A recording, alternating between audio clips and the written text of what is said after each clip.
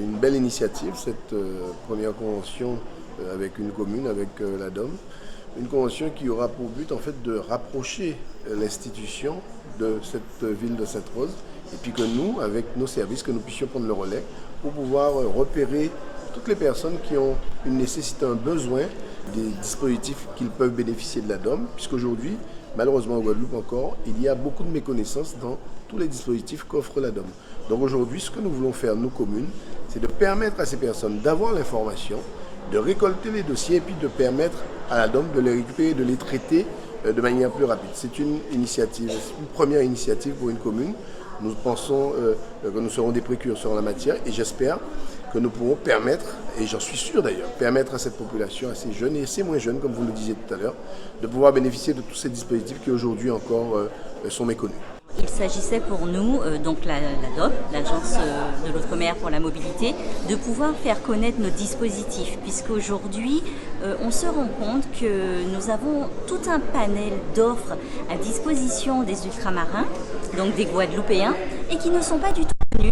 Les usagers ne viennent pas systématiquement vers la DOM quand ils ont un besoin en mobilité.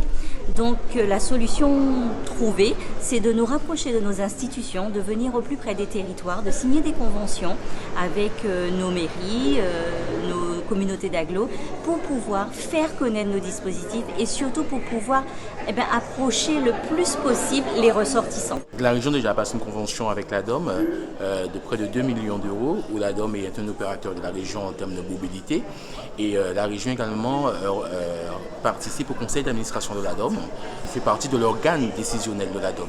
Donc la région intervient en sa qualité de collectivité, chef de file de la formation professionnelle. Et également, qui dit formation professionnelle, dit parfois les jeunes sont obligés de partir quand vous n'avez pas de formation sur place. Donc là aussi, ça rejoint la mobilité. Alors, il faut réfléchir à trouver des manifestations attractives pour pouvoir amener les jeunes à l'information, puisque sinon, comme vous avez si bien dit, ils ne viennent pas.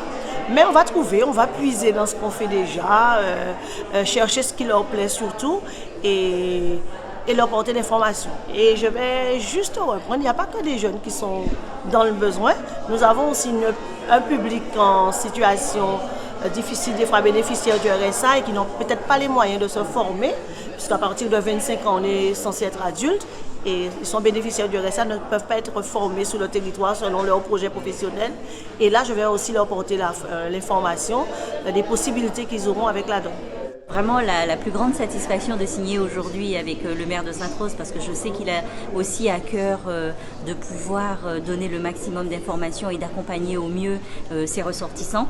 Donc je suis ravie de ce partenariat qui se tisse aujourd'hui et qui nous permettra maintenant de faire connaître notre offre de service, la DOM. Au-delà des bons de voyage qu'offre la DOM, c'est tous les dispositifs qui peuvent être déclinés dans le cadre de la formation professionnelle. C'est-à-dire qu'aujourd'hui, en réalité, aucun jeune ne peut dire qu'il ne peut pas aller en métropole pour faire une formation. Et je dis la métropole ou ailleurs.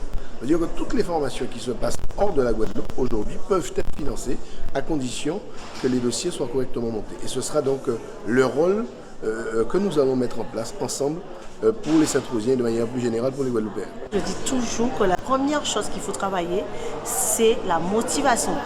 On peut beau avoir tous les projets qui existent, on peut avoir en tête des projets et ne pas être motivé pour aller jusqu'au bout.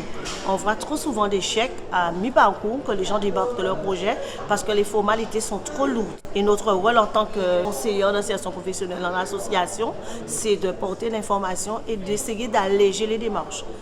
Pas de faire pour eux puisque nous sommes en accompagnement. Un accompagnement, c'est prendre un enfant par la main, aller avec lui, mais pas le laisser derrière et le faire pour lui puisque ça ne sert à rien, puisque la personne n'aura pas la motivation nécessaire. Alors, l'association où j'exerce en ce moment, c'est l'association AIJF. Alors, comme je n'ai pas le numéro de l'association en tête, je peux donner mon numéro, il n'y a aucun souci là-dessus. Alors, moi, c'est le 51 06 40. Ils peuvent se rapprocher de moi et à ce moment-là, j'apporte les informations qu'il faut. Alors, nous avons plusieurs éléments qui vont être mis en place et en cohérence. D'abord, le CCAS, puisque c'est un organisme qui est dédié à l'accompagnement social, mais nous avons également la maison France Service, qui est une nouvelle maison qui offre un certain nombre de services à la population. Nous allons créer un maillage entre cette maison France Service et le CCAS, puis bien évidemment l'ensemble des services communaux, pour permettre de faire remonter les besoins et mettre en évidence ces besoins-là pour les personnes de la DOM qui vont eux aussi avoir une permanence ici.